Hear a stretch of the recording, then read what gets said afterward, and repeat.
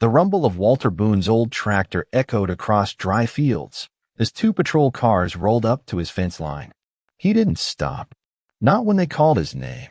Not even when they held up papers claiming his land now belonged to someone else. He'd worked this soil his whole life, bled in war, buried his wife, raised a family here. Now strangers with badges were calling him a trespasser. But Walter knew something was wrong. And as he climbed down from that tractor, boots planted in dust older than the officers themselves, he knew this wouldn't end quietly. Real quick, are you someone who tunes in during lunch breaks or late-night wind downs? Let me know in the comments. This one's got heart, tension, and a twist worth sticking around for. Tap that subscribe button so you're here for the next one too.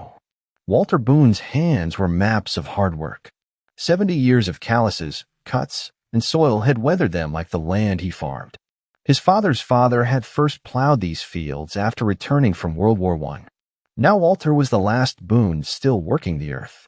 The morning sun beat down as Walter guided his ancient tractor across the field. The engine coughed and sputtered. Like him, it was too old but too stubborn to quit. The farm had seen better days. The barn needed paint. The fences were leaning, but it was his. One more season, Walter muttered to himself, the same thing he'd said for the past 5 years. Most of the neighboring farms had been sold to big companies or developers. Shiny new houses sprouted where corn once grew. Walter had refused every offer, though the letters came monthly now. Boone Farm is not for sale. He'd written back each time, his handwriting getting shakier, but his resolve staying firm. He didn't care about the money. What would he even do with it? This land was his purpose.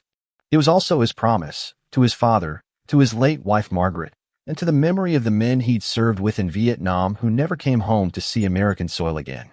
Walter adjusted his faded blue cap and squinted at the horizon. 2 black and white patrol cars kicked up dust on the dirt road leading to his property. Something cold settled in his stomach. They parked at the edge of his field, and 2 officers stepped out. Walter kept driving his rows, pretending not to notice them waiting.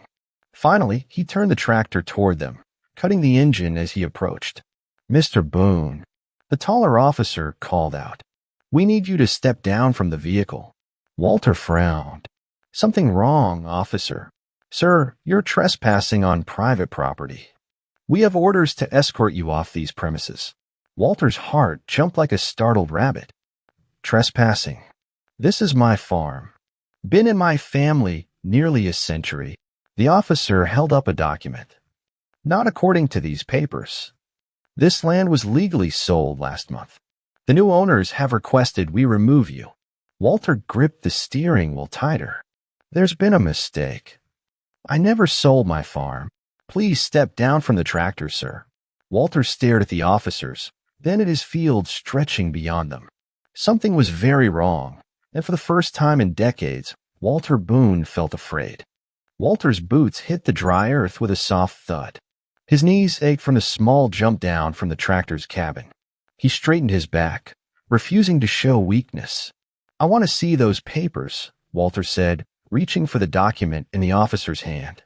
The younger officer, his nameplate reading Mercer, handed them over with hesitation in his eyes. Walter put on his reading glasses and scanned the legal jargon. His heart stopped. There at the bottom was what looked like his signature. "This isn't right," Walter said, his voice gaining strength. "I never signed this. That's not my signature." "Sir, we're just doing our job," the older officer said. "You can take it up with the county clerk, but right now you need to vacate the property." Walter handed the papers back. "I'm not going anywhere. This is my land." The officers exchanged glances. "Mr. Boone, we don't want to have to place you under arrest." Walter's mind raced back to a rice paddy in 1971. He'd faced worse threats than these too. "Then you'll have to arrest me. I'm not leaving my farm based on forged papers." Officer Mercer shifted uncomfortably. "Mr. Boone, are you a veteran? I noticed your cap." Walter nodded. "Vietnam. 1969 to 72. Something changed in the young officer's face. "My dad was in Vietnam. 25th Infantry. I was 101st Airborne," Walter said. For a moment, a connection formed between them. The older officer interrupted. That's not relevant to the current situation. Walter stood taller. Call Sheriff Dawson. He knows me. He'll tell you this is my land. Sheriff's out of town this week, the older officer replied. A small crowd was gathering at the edge of the field, neighbors who'd spotted the patrol cars.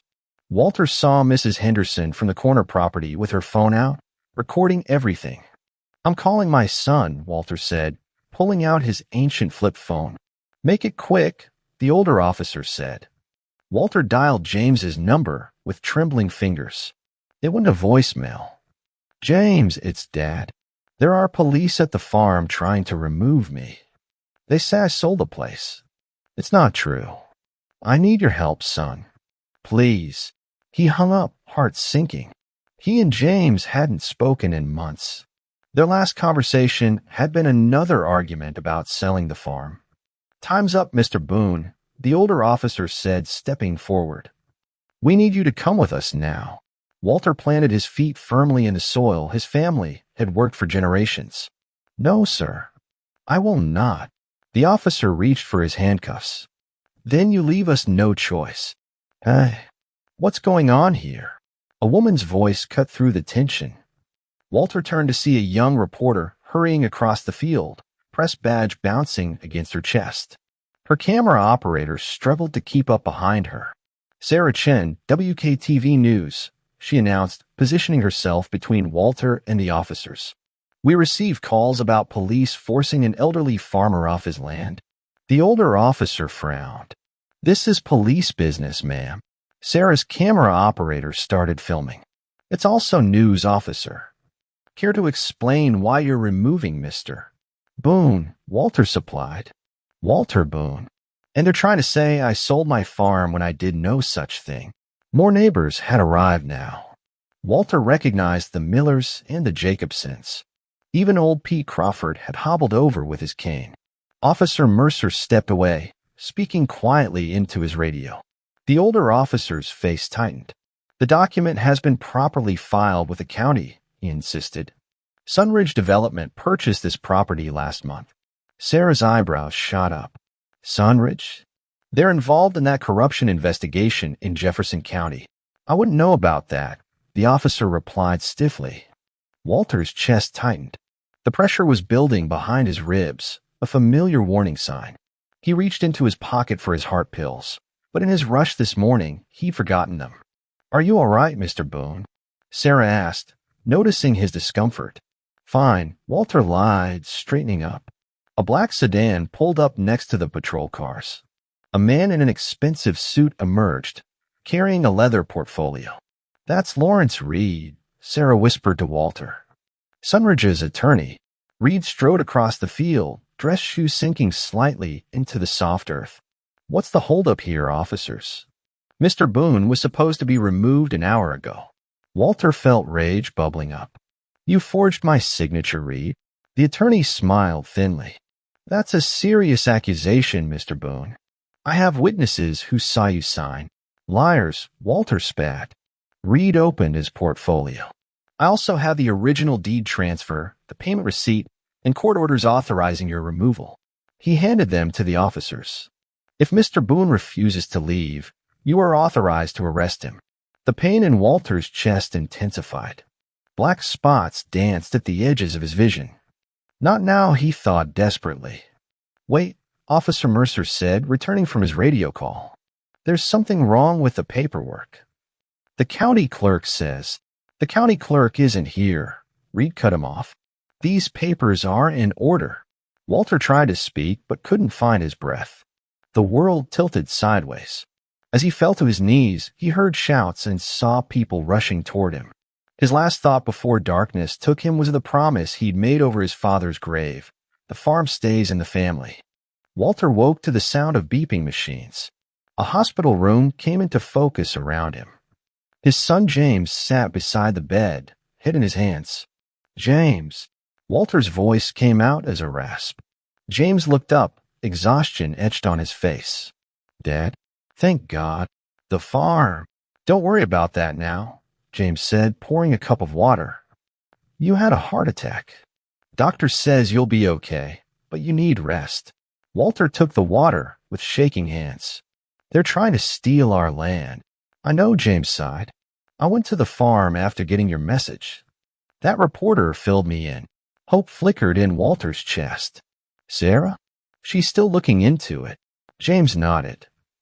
"She's dug up some interesting information. Apparently, Sunridge has done this before. Targeted farms owned by elderly veterans, forged paperwork. There's an ongoing investigation." "I knew it," Walter said, trying to sit up. Pain shot through his chest. "Easy," James cautioned. "There's something else. When the paramedics were treating you, your military ID fell out. Sarah recognized the name you mentioned, General Hayes." Walter froze. He hadn't spoken that name in decades. "Michael Hayes," Walter said quietly. "He was a lieutenant back then. In my unit." "Dad, you never talk about Vietnam." Walter looked away. "Some things are better left buried." "Not this time," James insisted. "Sarah says Hayes is now a 4-star general. She's trying to contact him." Walter shook his head. "Leave him be. Man's probably got more important things to worry about than an old farmer's problems." A knock at the door interrupted them. Officer Mercer stood awkwardly in the doorway. "Mr. Boone, good to see you awake." Walter eyed him warily. "Come to arrest me from my hospital bed?" Mercer stepped in, closing the door. "No, sir. I wanted you to know I've been suspended." "What? Why?" James asked. "For questioning the paperwork and refusing to proceed with the eviction after Mr. Boone collapsed." Mercer's jaw tightened. "Something's not right with this whole situation. The signatures don't match county records, and the dates don't add up." "So what happens now?" Walter asked. "They've given you 3 days medical reprieve. After that," Mercer trailed off. Walter's fist clenched around his blanket. 3 days to lose everything. James placed a hand on his father's shoulder. "We're not giving up." "There's one more thing," Mercer said hesitantly. "My father served in Vietnam. When I mentioned your name to him, he recognized it. Said there was a story about a farmer who carried 3 wounded men through enemy territory after their helicopter went down. One of them was a lieutenant named Hayes." James looked at his father in shock. "Dad." Walter turned to the window, his reflection showing a face haunted by memories. "I just did what anyone would have done," he said softly. Outside the hospital, Sarah Chin sat in her car, phone pressed to her ear. "Yes, sir." "Walter Boone, Boney, Vietnam, 101st Airborne. It's urgent, General. Please." 2 days later, Walter sat on the edge of his hospital bed, fully dressed and ignoring the doctor's orders to stay another night. His heart might be damaged, but his determination wasn't. "The discharge papers aren't ready," James protested, standing at the door. "I'm going home," Walter said, tying his boots. "If I've only got 1 day left on my farm, I'm spending it there." The ride home was silent. As they turned onto the dirt road leading to the farm, Walter stared at the land his family had worked for generations. The corn was ready for harvest. No one would be there to bring it in. "I called a lawyer," James said, breaking the silence. "He says we can fight this, but it might take months." Walter nodded, not really listening. His eyes were fixed on something else, a group of vehicles parked near the house.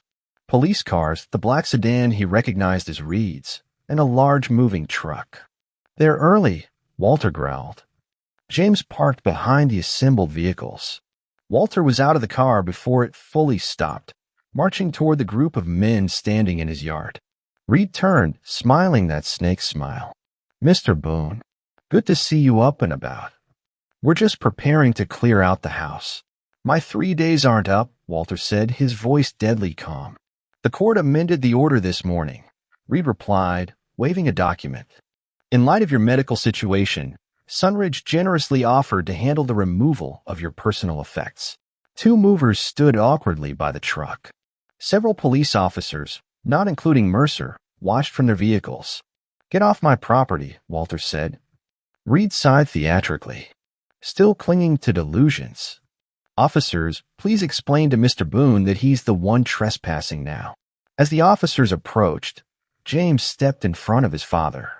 You touch him, and I'll have every news outlet in the state here within an hour. Where's that reporter now? Reed mocked. Not so interested once the story got old, was she? Walter felt oddly calm. Something inside him had shifted during those quiet hospital hours. The rage and fear were gone, replaced by a strange certainty. Son, Walter said quietly to James, go into the house. In my bedroom closet, there's a metal box. Bring it out here. James hesitated, then nodded and headed for the house. Reed signaled to one of the officers. Follow him. Make sure he doesn't damage anything. Walter stood alone, facing the men who'd come to take everything. The soil beneath his boots felt right. This was where he belonged. You picked the wrong farm, Walter said simply. Reed laughed. And why is that? Because some debts can never be repaid, Walter replied, his eyes fixed on something beyond Reed. And some promises never expire. Reed turned to follow Walter's gaze. A convoy of black SUVs with government plates was approaching fast, kicking up dust on a road. What the hell? Reed muttered. Walter smiled for the first time in days.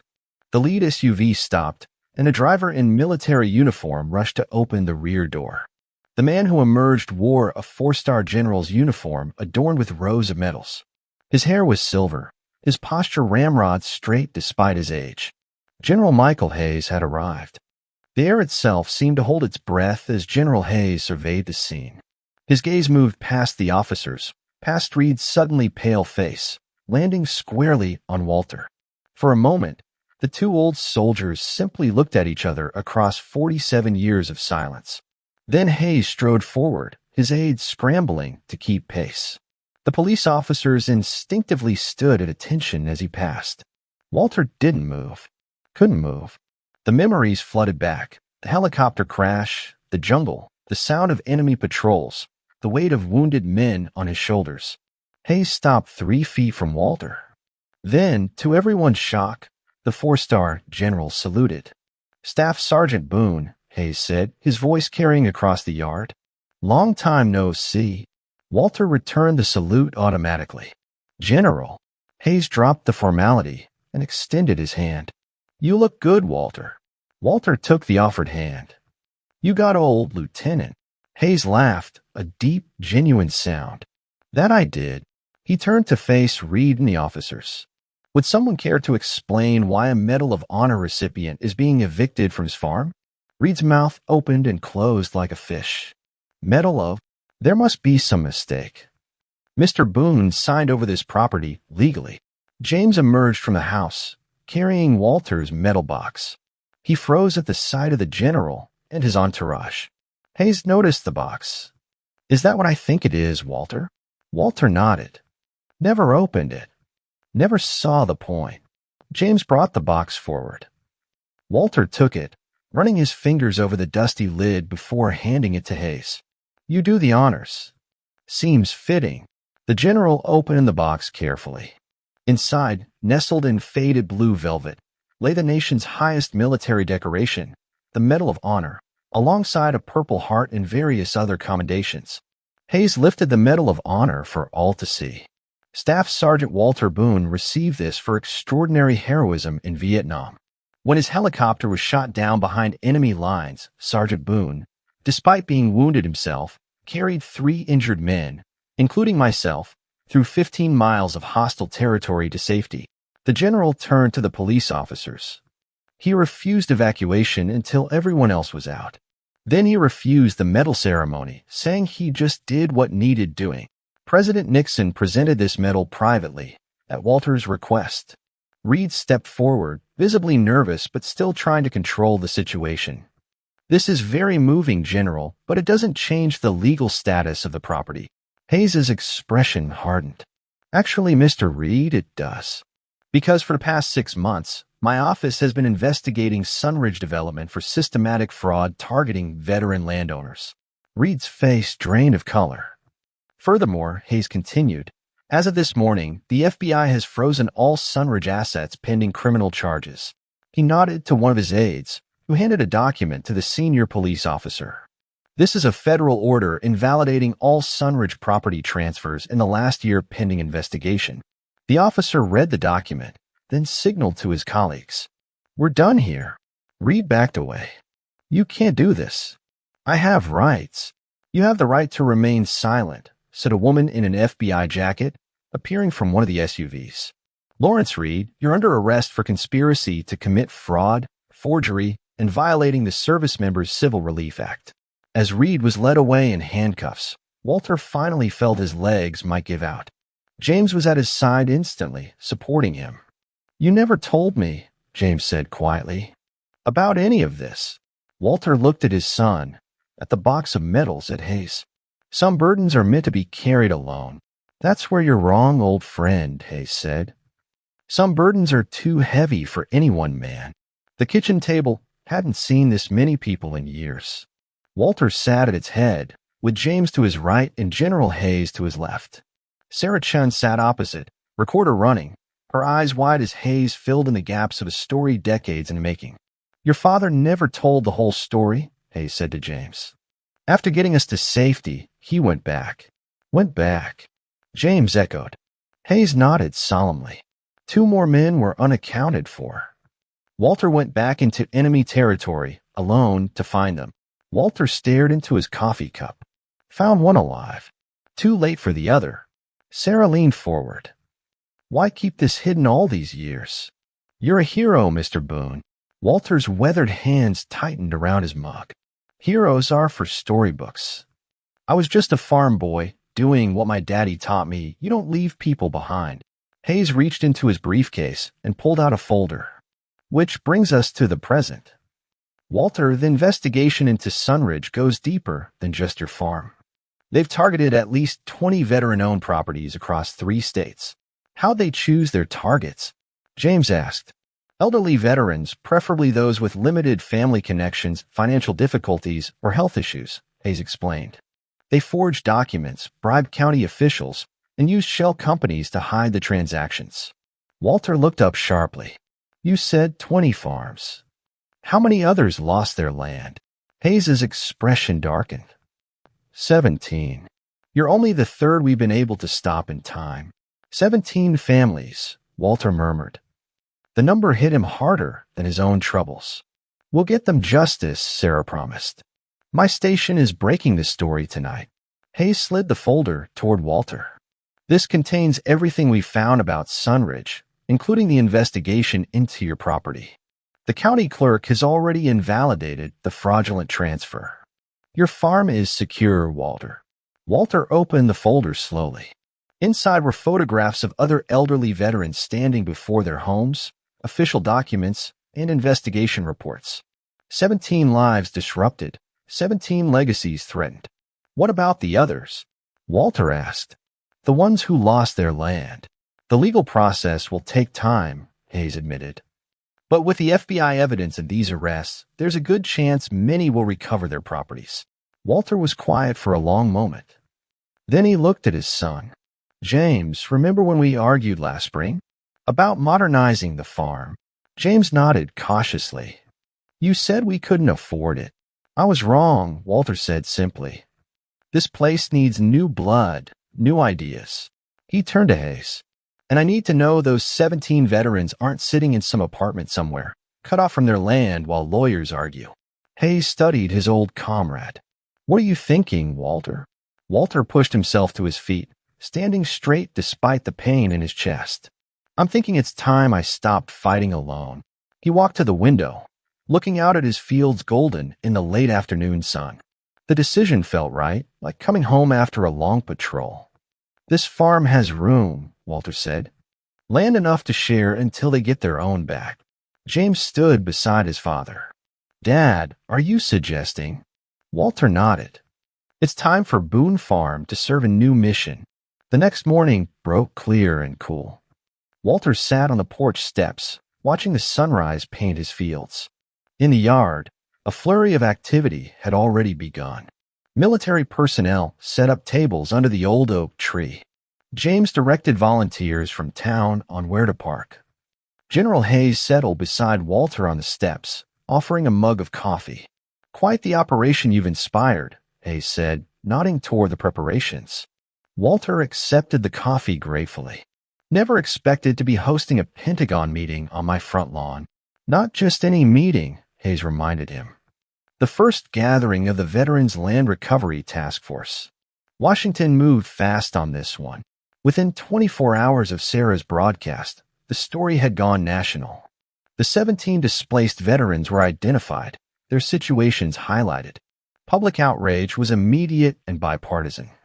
A convoy of vehicles turned onto the farm's dirt road. News vans, cars bearing government plates, buses carrying the veterans and their families. "You ready for this?" Hayes asked. Walter stood, straightening his shirt. "No, but it needs doing anyway." The first bus stopped, and elderly men and women began descending the steps, some with canes, some in wheelchairs, all bearing the unmistakable dignity of those who had served. Walter walked down to meet them. A tall, thin man with a shock of white hair approached. "You, Boone?" "Frank Ellison, Kentucky. Lost my dairy farm 6 months ago." Walter shook his hand. "Sorry to hear it, Frank. Hear you're the reason we're getting a second chance," Frank said. Not many would open their doors like this. One by one, Walter greeted them all. 17 veterans from different wars, different branches, united by two things: their service and the land that had been taken from them. Sarah arrived with her camera crew, capturing the emotional gathering. James organized the local volunteers, distributing coffee and breakfast. At 10 o'clock sharp, General Hayes called everyone to attention. Government officials from the Department of Agriculture, Veterans Affairs, and Justice Department stood ready with paperwork. "Ladies and gentlemen," Hayes began, "today marks the beginning, not the end. The Veterans Land Recovery Task Force has 3 objectives: restore stolen properties, prosecute those responsible, and ensure this never happens again." Walter watched from the side, content to let Hayes handle the formalities. A presidential aide approached with a phone. "Mr. Boone, the president would like a word." Walter took the phone hesitantly. "This is Walter Boone." The president's voice was warm and direct. "Mr. Boone, I wanted to personally thank you for bringing this injustice to light. Your generosity in opening your farm as temporary housing for your fellow veterans embodies the best of American values." Walter swallowed hard. "Just doing what needs doing, sir. Congress is fast-tracking legislation to protect veteran landowners," the president continued. "They're calling it the Boone Act." After the call, Walter rejoined the gathering, overwhelmed. James stood proudly at his side as the task force outlined immediate actions: temporary housing on Walter's farm for those who wanted it, emergency funds for others, and expedited legal proceedings to restore properties. At the end of the presentation, Hayes turned to Walter. "Would you like to say a few words?" Walter hadn't planned to speak. But looking at the faces around him, the veterans, their families, his neighbors, his son, he knew silence was no longer an option. He stepped forward, this man who had carried others through danger, who had borne his honors in private, who had worked the land with quiet dignity for decades. "The land remembers," Walter began, his voice gathering strength. "It remembers those who tend it, those who sacrifice for it. Just like this country should remember those who served it." 1 year later, Walter sat in a new tractor, air-conditioned cabin, keeping the summer heat at bay. The machine practically drove itself, guided by satellites and computers James had insisted on installing. The farm had transformed. New buildings stood where empty fields once lay.